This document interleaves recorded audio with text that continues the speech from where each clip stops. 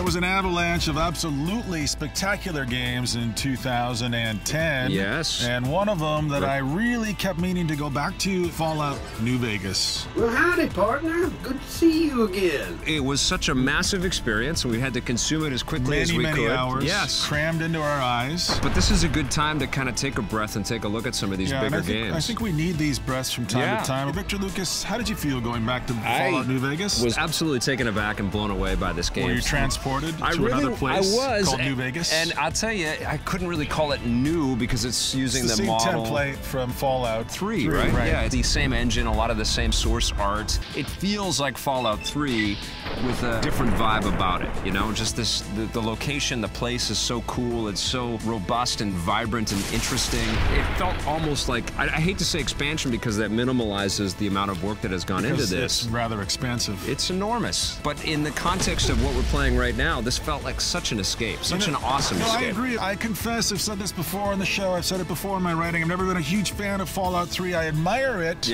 but I much prefer Fallout New Vegas. And mostly what I love is the ruined glory. Wayne Newton's broadcasting, what is he, he's Mr. Vegas, or whatever he calls himself. Yes. I love hearing the old songs, the Frank Sinatra songs. And I mean, you're talking about a post-apocalyptic version of Las Vegas, and that is something that I can get behind much more so than a post-apocalyptic version of Washington. Yeah, and I think the location plays a big part of it, but I think what's most interesting about this is the morality and just this unbelievable branching choice that you have. I think it's a more robust game, honestly, than Fallout 3. Almost robust to the point of being overwhelming. It is overwhelming. Because I was overwhelmed a little. But there's always a gray area that you wind up in. You can't make all the people happy all the time. So playing this game everybody's crazy. Everybody's crazy. Everybody is cuckoo, and you may be the only sane citizen of New Vegas in the whole game. It's unbelievable. There's so many interesting characters, and I think this is a game that might have come out at the wrong time. I think it did. Absolutely. You can't release this kind of game that's so literary. You know, and demands so much of the gamer. It is a demanding game. It's so intelligent. It's not a game that goes down smoothly and that you digest. You're going to be working on this game. The question is, are you ready to get started?